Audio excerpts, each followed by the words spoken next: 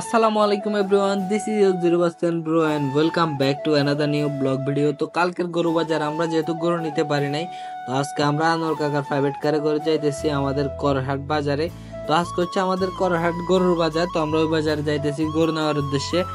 তো আপনাদের সাথে কথা বলতে বলতে আমরা চলে আসলাম করহাট বাজারে। তো এখানে আসার পর আমি যা দেখলাম আমি রীতিমতো অবাক হয়ে গেলাম, কারণ হচ্ছে আমি আমার বয়সে কখনো করহাট গরু বাজারে এতগুলো গরু উঠতে দেখি নাই। রাস্তা সম্পূর্ণটা ব্লক এবং স্কুল মাঠ সম্পূর্ণটাই গরু দিয়ে ভর্তি হয়ে গেছে, মানে ক্রেতা হাঁটার মতো জায়গা পর্যন্ত নাই মাঠের মধ্যে। তো এরপর আমরা আস্তে আস্তে করে চলে আসলাম বাজারের ভিতরের দিকে এবং ভিতরে এসে আমাদের জন্য গরু দেখা শুরু করে দিলাম। অলরেডি আমরা কয়েকটা গরু দেখলাম, কিন্তু তেমন ভাবে এখনো কোনো কথাবার্তা হয় নাই।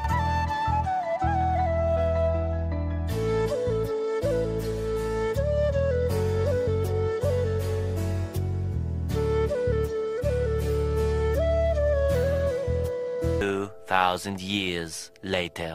তো বাজারের মধ্যে অনেকক্ষণ দাঁড়িয়ে থাকার পর আমরা অবশেষে এই গরুটা নিয়ে নিলাম, আর আমরা গরু নিচ্ছি হচ্ছে এই মুরব্বীর কাছ থেকে।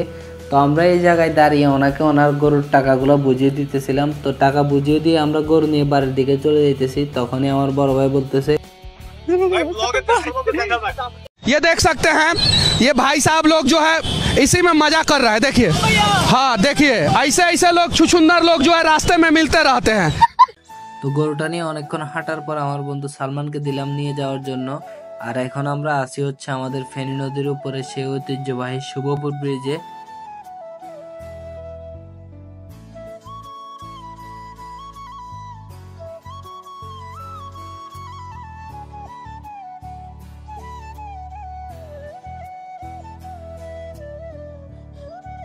তো এতক্ষণ যাবৎ ভিডিওটা দেখতে দেখতে আপনারা হয়তো ভাবতেছেন আমরা গরুটা এত দূর থেকে কেন হেঁটে হেঁটে নিয়ে আসলাম। আসলে আমরা চাইলে গরুটা গাড়িতে করে নিয়ে আসতে পারতাম, কিন্তু কোরবানি গরু বাজার থেকে বাড়িতে হেঁটে হেঁটে নিয়ে যাওয়ার যে মজাটা, সে মজাটা হয়তো আমরা পেতাম না। তো আমরা কথা বলতে বলতে চলে আসলাম আমাদের গ্রামে, আর সামনে হচ্ছে আমার চাচার বাড়ি। মূলত আমাদের গরুটা হচ্ছে ওইখানেই থাকবে, আমরা কোরবানিও ওইখানে দিব। গরুটাকে বাড়িতে নিয়ে এসে প্রথমে খাবার দিলাম। তো খাবার দেওয়ার পর এখন আমি চলে যাবো হচ্ছে বাড়িতে।